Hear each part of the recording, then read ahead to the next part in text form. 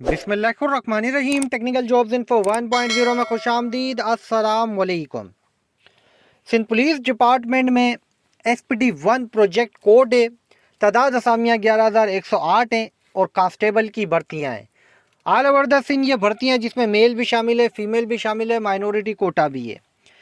भाई वो तमाम उम्मीदवार जो इस प्रोसेस में काफ़ी मेहनत के बाद, रिटर्न पास करने के बाद, फिज़िकल पास करने के बाद अब इस मुकाम तक पहुंच चुके हैं कि उनकी डॉक्यूमेंट वेरिफिकेशन हो रही है। अब इसमें काफ़ी बड़ी तादाद में नौजवान ऐसे हैं जिन्होंने 80 नंबर लिए हैं, 70 नंबर लिए और उनके 65 नंबर लिए, जिनके पक्के पक्के चांस है कि उनको अपॉइंटमेंट ऑर्डर तक मिल जाएगा। लेकिन भाई आपकी छोटी सी गलती आपको नुकसान पहुंचाएगी और आपको इस दौड़ से बाहर कर देगी।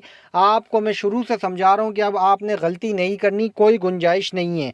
नौजवान जल्दबाजी कर रहे हैं, गलतियां कर रहे हैं। क्या गलतियां कर रहे हैं? स्पेशल ब्रांच वेरिफिकेशन में फॉर्म रिजेक्ट हो रहे हैं और ऑब्जेक्शन लगाए जा रहे हैं। गलतियां ना करें भाई। अब किस तरह से गलतियां हो रही हैं, क्या मामला हैं, मुकम्मल मालूमात बताऊंगा, तफसील के साथ समझाऊंगा। लेकिन वीडियो में साथ साथ आगे बढ़ने से पहले आप लोगों ने करना है चैनल को सब्सक्राइब, साथ में दिए हुए बेल आइकन पर क्लिक करके नोटिफिकेशन को ऑन, ताकि आप लोगों तक चैनल के थ्रू जैसे जैसे भर्तियों का प्रोसेस आगे बढ़ता जाए और इस हवाले से जो भी अपडेट्स और मालूमात हो वो आप लोगों तक बासानी पहुंचती जाए। भाई ये जो स्पेशल ब्रांच वेरिफिकेशन आप लोग करवा रहे हैं, तो आप लोगों से कहा गया है कि आप लोग SBVS special branch verification system के थ्रू ऑनलाइन फॉर्म भरें।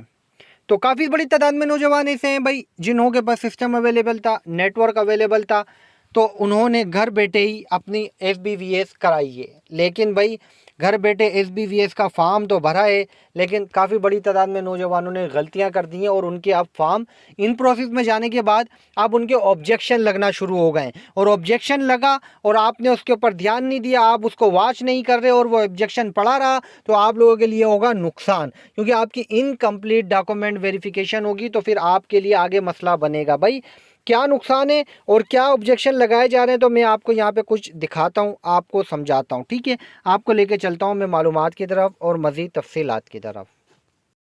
तो भाई यहाँ पर देखें, ठीक है, क्या लिखा हुआ है? पर्पस ऑफ सर्टिफिकेट, ठीक है, सर्विस वेरिफिकेशन। आपको जाहिर सी बात है स्पेशल ब्रांच वेरिफिकेशन से, SBVS सिस्टम से आपको करेक्टर सर्टिफिकेट चाहिए, क्लियरेंस सर्टिफिकेट चाहिए। तो सर्विस वेरिफिकेशन आपने डाला है, ठीक है। करंट स्टेटस आपका क्या आ रहा है इधर? कंप्लीटेड। क्यों आ रहा है? पहले ये इन प्रोसेस आ रहा होगा, लेकिन अब ये कंप्लीटेड आ गया है। कंप्लीटेड इसलिए आ गया कि आपकी वेरिफिकेशन प्रोसेस मुकम्मल हो गई है। ठीक है, ये समझ लें। जिनका यहाँ करंट स्टेटस पे इन प्रोसेस आ रहा है तो उनका अभी प्रोसेस है, वहाँ से उनके मामला देखे जा रहे हैं।